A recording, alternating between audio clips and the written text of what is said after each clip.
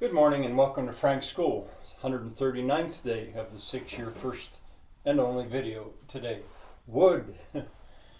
I've been thinking about how should I go about this. I, at the moment, have so much wood available to me, mostly that I've gotten for free. As I say, I'm recycling it. There's just so much. And I thought, how can I get that all in one video? Go around, show all these shots of all this wood. I'm not even going to try. I'm just going to keep coming back to that subject until I sort of run out wood.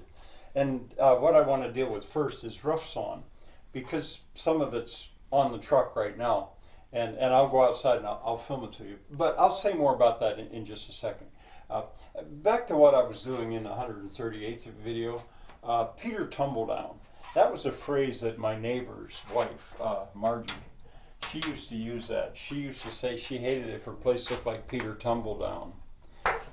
In other words, everything, nothing finished, everything all lying around, Peter Tumbledown. And my wife has picked the phrase up and teases me with it sometimes. I just thought I'd pass it on. People really do like to see things, if not in order, at least so they understand that's what's being done. Sometimes I think, I'm not sure if I ever said this to anybody else, but you don't judge a house by the piles of lumber that have been shipped in and are laying there waiting to be made into the house. Well, in a sense, instead of having piles of lumber everywhere, I put the stuff partway together and then go back and finish it. So, and so it looks like people do want to judge it because they think, well, it's together and look, it's all just leaning there and stuff. I know, it's a construction site. Oh well, it doesn't matter. I talked about fasteners that can be disassembled, unfastened. Well, wedges can be used as pins. If you run a mortise through, a tenon through a mortise, and it comes on the far side, and you drill a hole. If you have a tapered wedge, you can bump that wedge back out. There is another way other than that draw pinning. I'm referring to draw pinning in timber framing. Another thing too, I don't know if I said about screws. In general, I don't like to use screws. In a sense, they're a modern device. In the old days, it was a very rare indeed, if ever, that someone would have available a screw. The bolts I'm a little bit more prone to use, bolts and nuts. Well, in any case, that's behind us. Back to wood, rough-sawn. What I mean is straight off the first saw, or maybe edged, but not planed, not dressed. It's rough to the touch. I love to use this material. I would probably say it is my favorite material to use. Green, as green as possible. That's the term I use for it, meaning right off the sawmill. It's wet still, it's heavy, it's not dry at all. I had a neighbor, he's been dead for a long time now, but he had a sawmill, and he was saying, boy, when you stack that, you have to sticker it, put sticks of wood in between, because it'll heat right up like hay. It'll heat up and rot like hay. There's sugar in there. Well, anyway, you might call it fresh wood. I think green is the right term for it. That's what I always called it. But in German, it's frisch.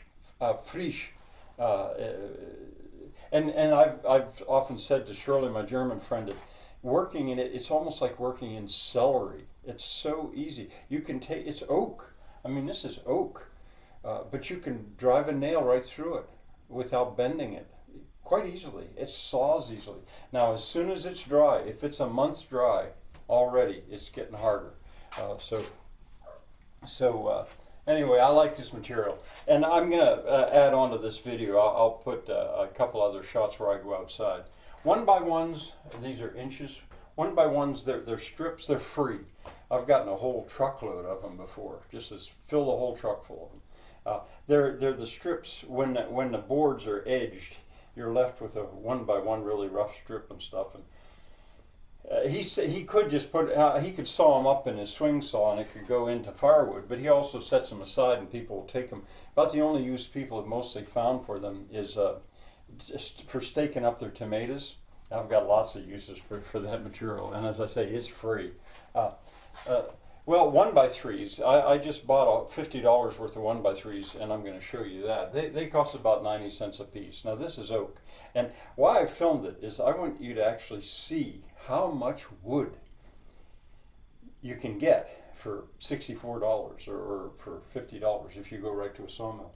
So 1x3s, I find them very useful. Better really than 1x4s. Now, all of this stuff is basically 8 foot long, a little bit strong of 8 foot, because here they're byproducts for wood that's being made into railroad ties, and they're the side cuts and stuff. 1x4s, he usually has a limited amount of them around, but they cost $1.20 roughly. It's 45 cents a board foot. If you buy pine or softwood, then it's going to be 50 cents a board foot, I think, maybe 55. I'm not sure. But and I say oak, it's hardwoods of various kinds. 1x6s is what I use the most, actually, and each one of them costs about $1.80. 1x8s, you're going to see 6 of them on the truck. They cost about $2.25. They have their use too. 3x3s. Now he comes up with them as he calls them skids for stacking your wood on, that you can go under and pick them up, and he just sort of consumes them, and for a while he said you can just have them, you know. He's a bunch of them there. They were going to be free too. After a while I said, you can't be giving me them, you got to charge me something for them. And he said, all right, $1. So I can get, they're only 4 foot long, but I absolutely found a use for them. Let me jump down to here. 3x6s. I don't buy very many of them, but they work for posts. This is oak now. A 3x6 oak post is a very strong post, and they're, as I say, they're about 8 foot long. Now they'll cost around $6 each.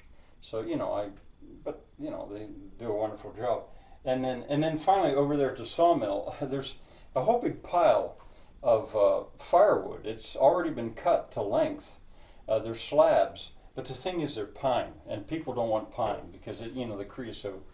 It's with a modern heating, with the modern wood-fired heating systems, creosote can be a real problem. It's free. I could go over there and just completely fill my pickup truck with that stuff. And wait, I thought I maybe had a piece of it here. I maybe used it up. I had some stacked in here, but it's fine for kindling, and if you're careful with it enough and you're thinking what you're doing, you can use it as firewood too, but you got to be a little careful with pine. All right, well, I'm going to go outside once it gets light, and I'm going to film a couple more shots and then put it together with this, and so there's a start with the wood that I have to work with. Bye for now. I'm already back. I just quit. I said bye for now, and I'm already back because I forgot to say something about this. Back in the 138, I was talking about Kim Jong-un's sister and how her fashion is so different from the fashion of painted women with all the fancy hair and stuff. Well, fashion can change very fast. A person's idea, a person's aesthetic, it can change amazingly fast. And when I think about it historically, the change in fashion, men's fashion too, but women is a little easier to talk about.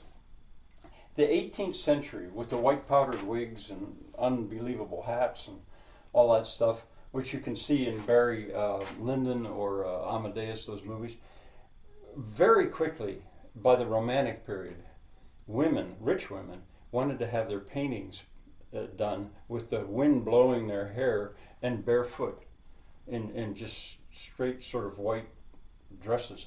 I mean, it was a remarkably fast change. Another very fast change occurred that I can think of is between the Victorian fashion. The long hair, the black dresses, skirts all the way down to the ground, basically black. Women, even if they were going to work, and then into the 1920s, all of a sudden, it changed so dramatically. The hemlines came way up. Women were smoking cigarettes in holders. They bobbed their hair. They painted themselves. It was a very rapid change. All right, now I will quit, I think, for today. Bye.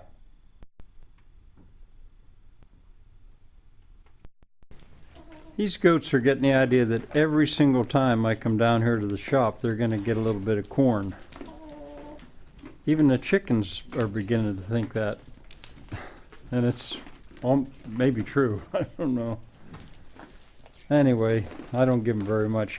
The reason I'm here is for that wood. My subject is wood. Real briefly, you're looking at $50 worth of wood. This is oak. Rough-sawn oak. These are 1x4s, and there's 12 1x4s there. These are 1x6s, and there's 20 1x6s. These 1x1s are just strips, and they're free. I mean, I've got a whole pickup truck load of them before, or I could, if they're there. He just gives them to me. So anyway, that's part of my wood series. There's that same wood. There's $50 worth of wood. I find that so cheap, so inexpensive. This is oak. This is hardwood.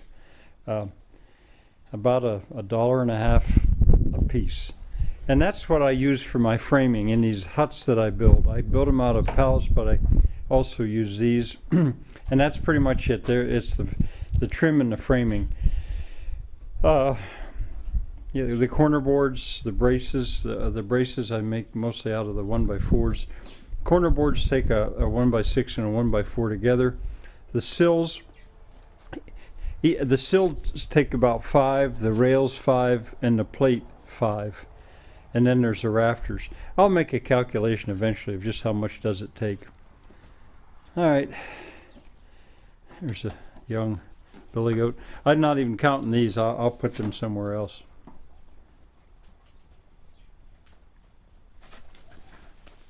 My goats are so friendly. Here's the old billy goat. He's friendly too.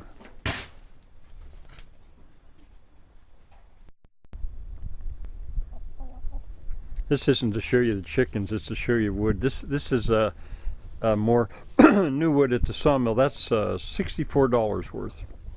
Those 6 1x8s at the top were a total of $14. And the 1x3s he sawed for me specially, and I just said $50 worth. I haven't counted them yet.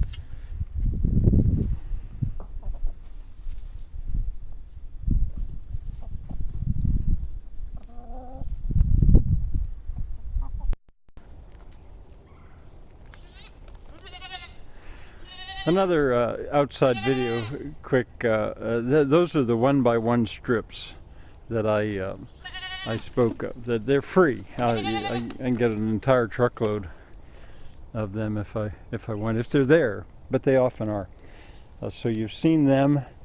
Now we'll get down there and take a look at some 3x3s. I call them 3x3s. They're not exactly that, but I've found that, as I've shown in other videos, that they make a fine floor. If I lay them like this, if I just lay them there and then set a pallet over it like that, pallets over it like that, I don't have to nail anything, and then that makes a sub floor, I call it. And then over that on a 45, I'll lay whatever I have. I'm still using up old lumber. All right, now I'll show you, I guess I'll show you some 3x6s. Now, here they are. These are 3x6s. And that one, they're just leaning there. I didn't really fasten them, so I got to straighten them back up. But anyway, they make a fine post. I've got 3 of them there. I put 3 of them over there. And I guess I'm going to just show you some rough-sawn firewood. This is rough-sawn too. It's just intended, it's as firewood. It's sold as firewood. And you're looking at probably about a full pickup truck load right there. And that would be $40. Now when I got it, it was green. And for firewood, I needed to get it to dry out. Paige. So actually, she gets excited about the cat. So I had to, I didn't have to, but I stickered it just to make sure it would dry, and as I built this wall up and then just threw the rest up there. Well, there's probably a little bit more to say about rough-sawn, but there you have a little bit about rough-sawn. Bye for now.